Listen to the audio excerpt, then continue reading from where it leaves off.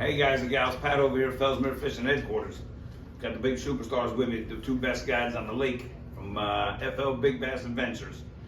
Do a quick fishing report, guys. We'll let you know what's going on out here. I really want to say thank you to these boys for doing this for us and give us kind of a little bit of heads up. I was out today with Captain Steve on stick marsh, and that's all I could really talk about. But we did catch them on that south end, spinner baits and chatter baits, and then Steve got a couple really good ones on the west wall. We didn't really wreck them on the west wall, but those ones you did catch on that Cinco were really good quality, solid. And all the fish were healthy down there. Yeah, they were super healthy. Yeah, I was ecstatic because the vegetation's back. I mean, the eelgrass is growing. Yep. I mean, it really looks good down there. And I was really excited to see that because stick marsh is my favorite for sure.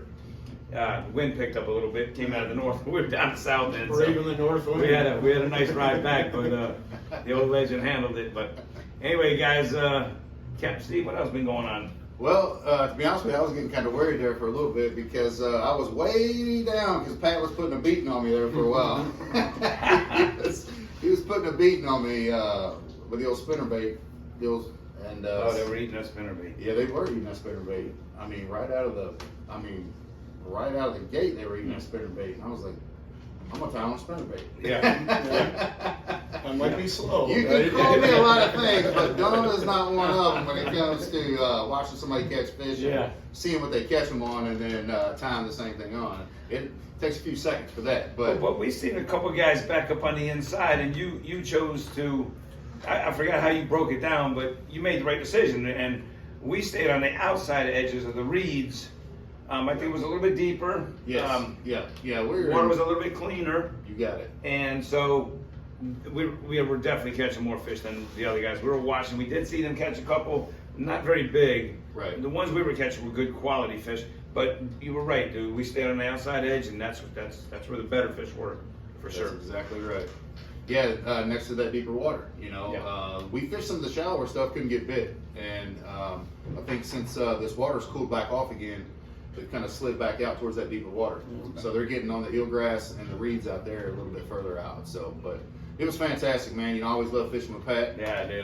You know, I always learn something from Pat, and you know, we have a great time. So, you know, Headwaters has been good. We've been catching them on Cincos and chatterbaits there as well. You know, Kevin fished Headwaters today, so he'll elaborate a little bit more on that. But the shiner bite for me at Headwaters has been good.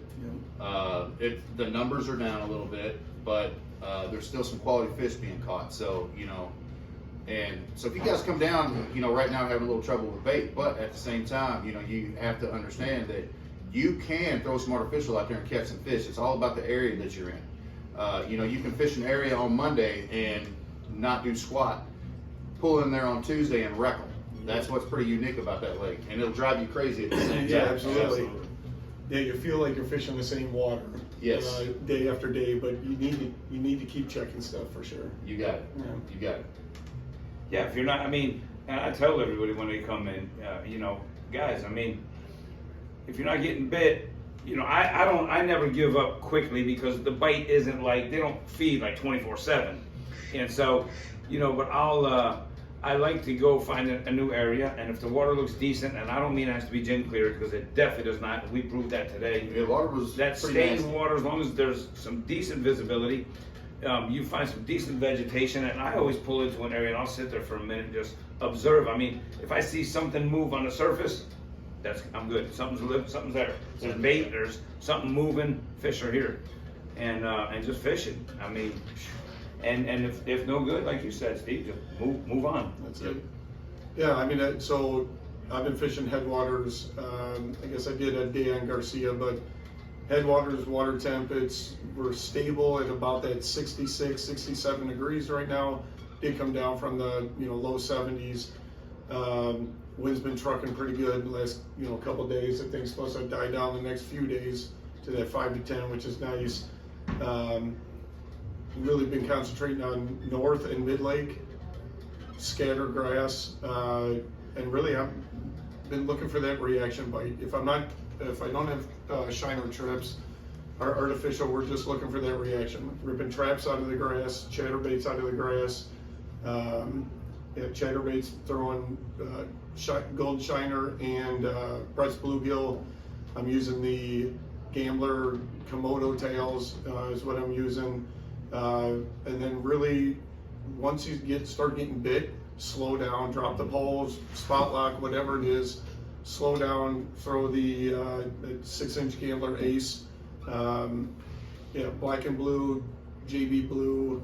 I know some, depending on where you're at for water clarity, you can do that watermelon red as well. Yeah. But yeah, just again looking for the reaction bites. You know, I've had some great trips this past week where we do some shiner, some artificial, and it's nice that they like the break from shiner fishing, and we're catching them too, right? Yeah. And don't be intimidated if you catch a little guy. Doesn't mean the big ones aren't there either, because they're mixed up right now. Yeah. But yeah, as far as my point of view on like the spawn, I think the major wave is kind of done. Not saying that there aren't fish spawning every day still, but I think a big wave is done. I'm catching a lot of post-spawn fish too. But then all of a sudden you get, you know, a couple bucks that are peeing, and then you get the nice big fat female that's just ready to go, and Yes. so it kind of throws your mind for a little loop. I'm like, just when you think you know what's going on, you know, you're in a different area. So it's all about areas of the lake and everything. But yeah, I mean, fishing's been, artificial bite has been just phenomenal. You know, I mean, 30 plus fish a day is not uncommon on artificial right now. And but yeah, again, once you get bit, slow down. Right? Yeah. You said it earlier, right? I'm really working. Look for activity, whatever the case may be. But And I'll even add to that just a little bit, and then I'll be done. But you know, if you pull into an area and you get 2, 3, 4 bites, as Kevin said, you know, put your pose down, put a spot lock on. If there's other baits that you feel comfortable with throwing, or baits that you like throwing, there's where you try those. yep. Because you may get a reaction from a fish that does not want the things that you've already thrown. So try those baits in those high percentage areas where you've already been bit.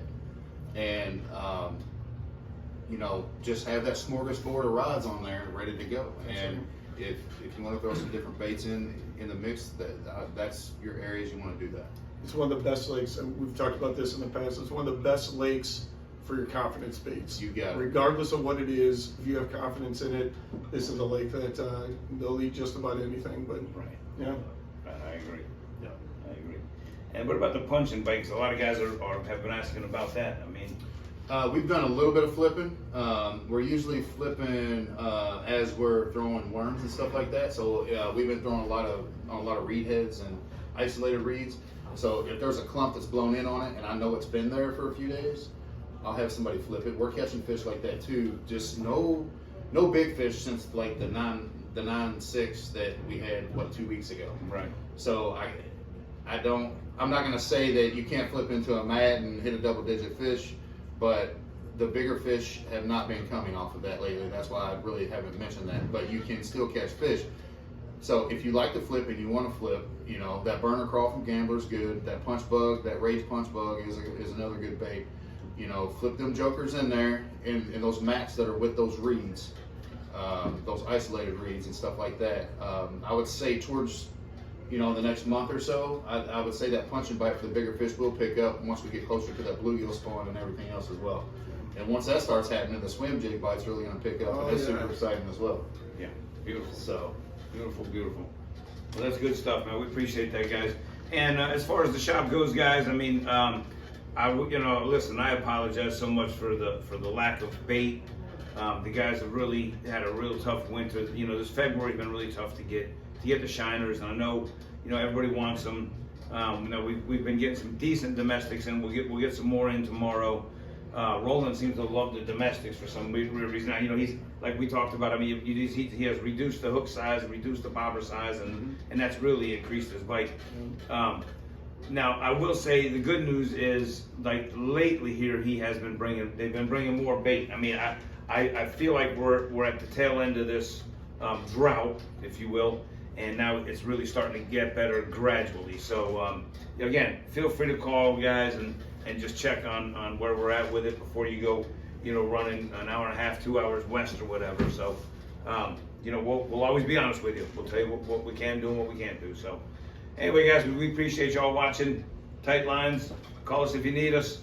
772-571-6491. We're at 36 North Myrtle Street here in beautiful Fellsmere. Leave us a comment if you got any questions.